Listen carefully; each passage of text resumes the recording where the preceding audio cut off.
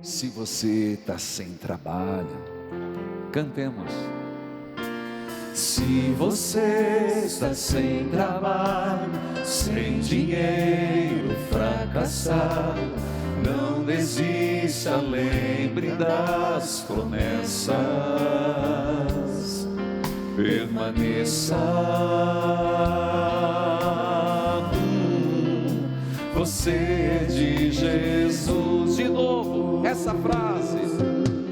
Se você está sem trabalho, sem dinheiro, fracassado, não desista, lembre das promessas,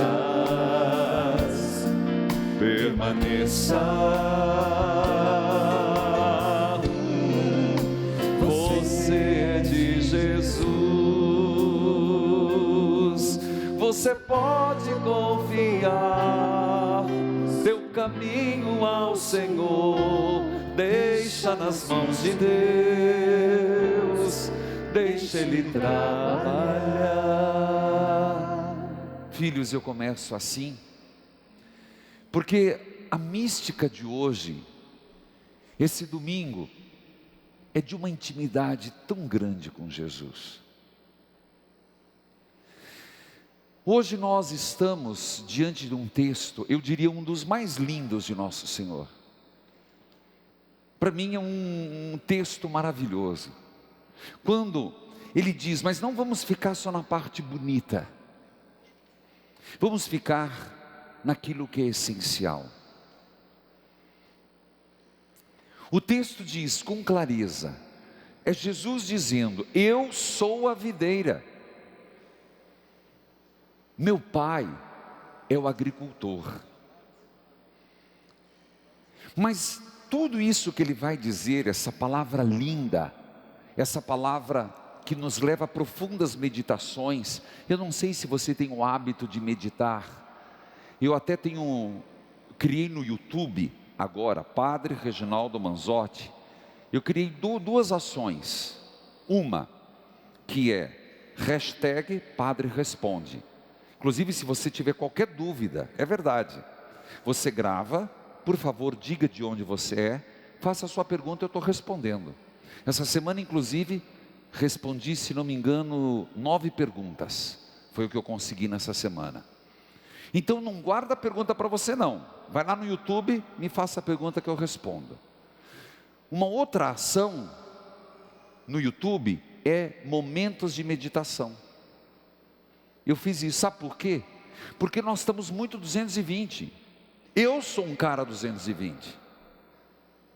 Só que não impede da gente trabalhar muito, mas trabalhar com qualidade. Então nós precisamos, você, eu, precisamos de meditação. E uma palavra de Deus como essa, eu sou a videira, vocês são os ramos, o pai é o agricultor, deve nos levar muito a meditar.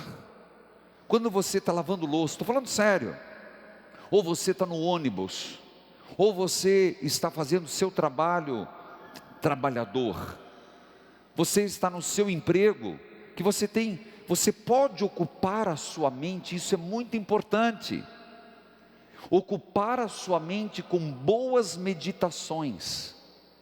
Tanto que no livro eu dedico, acho que eu começo escrevendo no combate espiritual. Eu estava esses dias, fiz o lançamento lá em Caruaru, eu tive lá, me rendeu bastante. Agora estou indo para Maringá, depois eu falo da agenda. Estou indo para Maringá, Paranacite, depois vou para Canção Nova.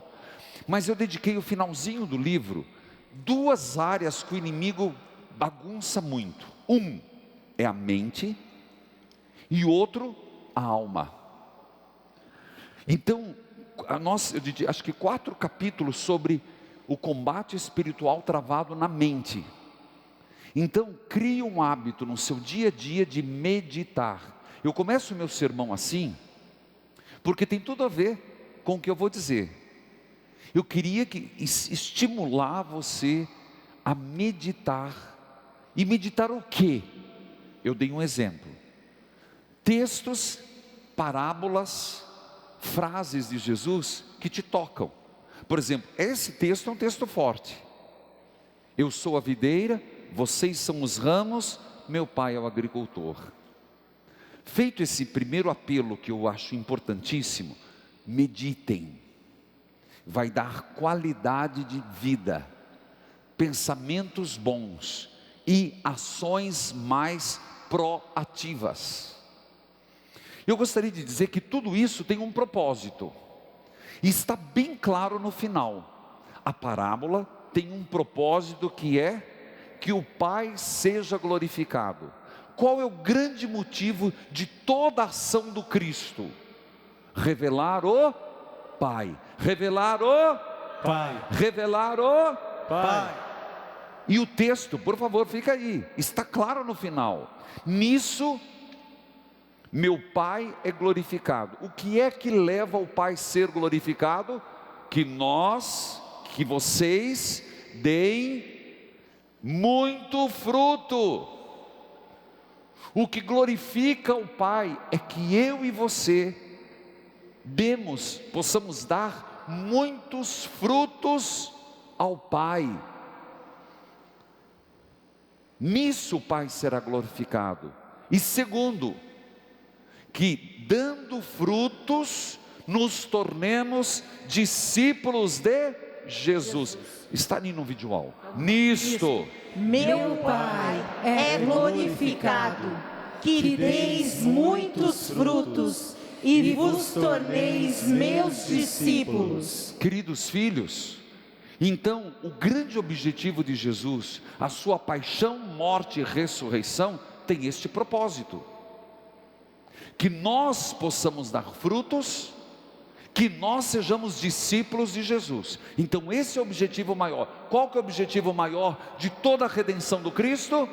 Que nós demos frutos e que nos tornemos discípulos de Jesus. Ora, para que isso aconteça, é preciso permanecer em Cristo, tal qual o ramo permanece unido ao tronco. Você está entendendo a comparação? É de trás para frente que você compreende, porque senão você fica nessa metáfora, nessa analogia dos ramos e não entende.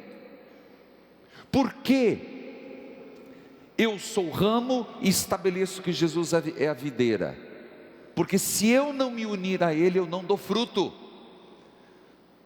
Senão eu seria um galho quebrado, que imediatamente, questão de horas, seca, murcha e será jogado para lenha. Ainda se presta. Se for uma bragatinha da vida, não presta para nada, nem para fogo. Nem para fogo presta, nem para fazer cerca, que apodrece. Nós temos que estar unidos a Jesus para nos nutrirmos. E como permanecemos unidos a Jesus? Na palavra. Está muito claro. Se permanecermos na palavra, por isso eu falava de meditação. Se permanecermos na palavra, que não é só ouvir uma vez, é meditar. Daí São José, daí Nossa Senhora, daí os apóstolos. Daí tem sentido nós estarmos nutridos em Deus. Porque se bebermos da seiva do Cristo, que vamos beber? Água viva e sangue redentor. Porque quando abriram-lhe a ferida no peito, o que saiu? Água e sangue. Água viva, que purifica, que limpa. Sangue redentor, que nos renova, que nos fortalece, que nos impulsiona, que nos encoraja. Mas às vezes, Jesus diz, mesmo numa plantação, e todo quem conhece um pouco da zona agrária, é preciso limpar, é preciso carpir, é preciso tirar o ramo, os parasitas que vão na soja, que vão no milho, senão não dá certo. Então, às vezes nós temos que entender que Deus, para um objetivo maior, nos corrige. Aí é difícil. Senhor, mas eu estou dando frutos. Mas você pode dar mais. E aqui é difícil compreender. Aqui é uma questão de fé. Vamos olhar para a vida de São José, e essa igreja, sem você perceber, como tem São José.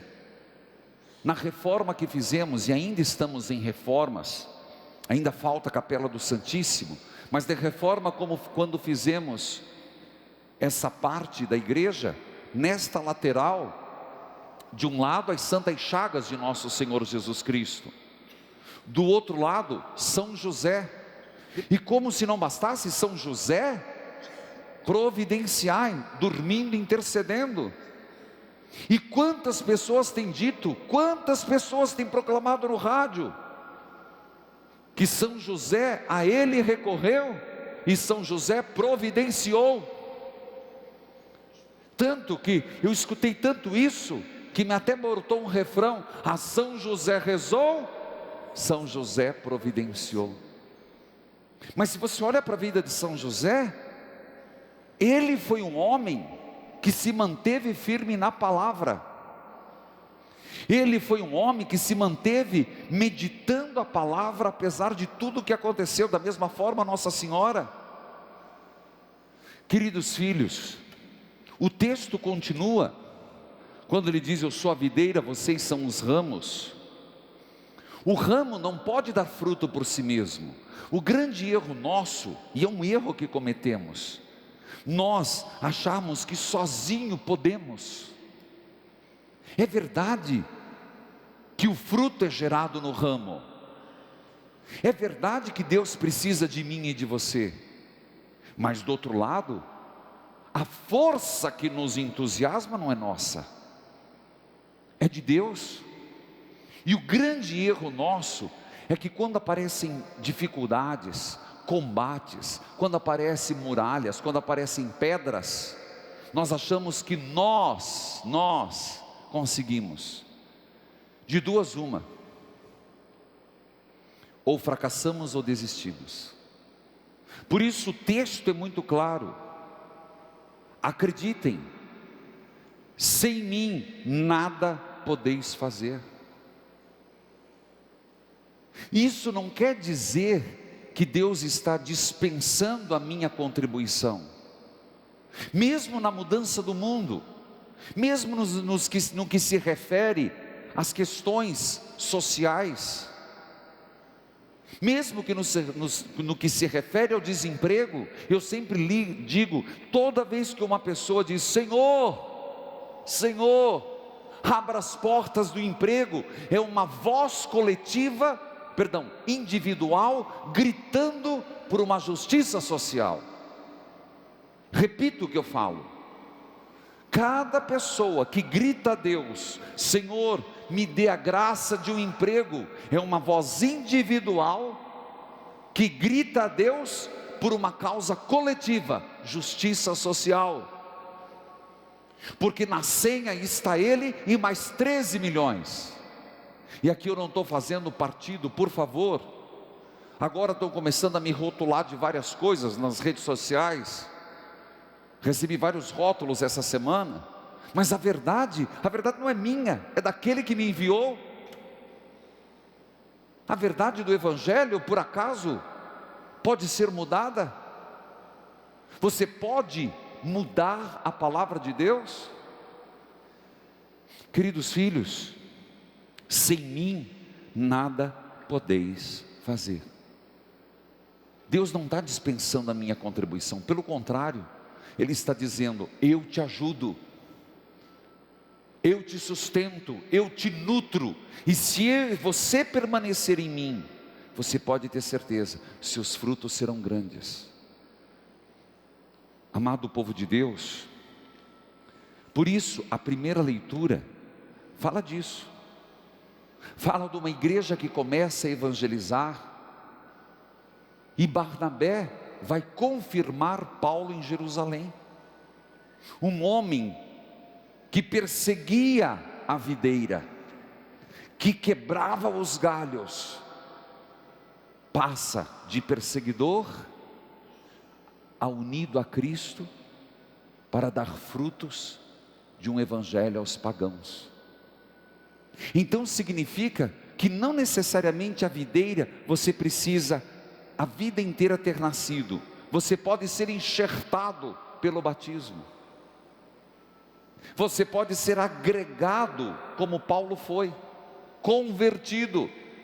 Mas uma vez que Paulo renasceu em Cristo, ele nunca mais largou Cristo. A primeira leitura nos fala disso. A segunda leitura vem exatamente confirmar esses frutos. Esses frutos que, de fato, é guardar os mandamentos.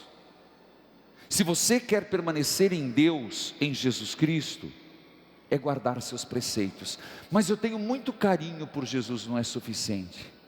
Mas eu tenho muita admiração por Jesus, não é suficiente. Mas eu gosto muito de Jesus Cristo, não é suficiente. Ou dá fruto, ou é discípulo. E discípulo, perdão, não é ou. Você compreende que tudo que Jesus fez é para que sejamos discípulos dele e que demos frutos. Aí eu te pergunto, hoje na nossa história, quais são os frutos de quem vive em Cristo? Peço a Deus nosso Senhor, neste dia do Senhor e ao mesmo tempo, nessa perspectiva que o Senhor nos traz de São José intercessor, segundo o Papa, padroeiro dos trabalhadores, que o Brasil reveja as suas decisões e que, voltando-nos para o Senhor, os frutos sejam de justiça, de igualdade e de paz. Amém.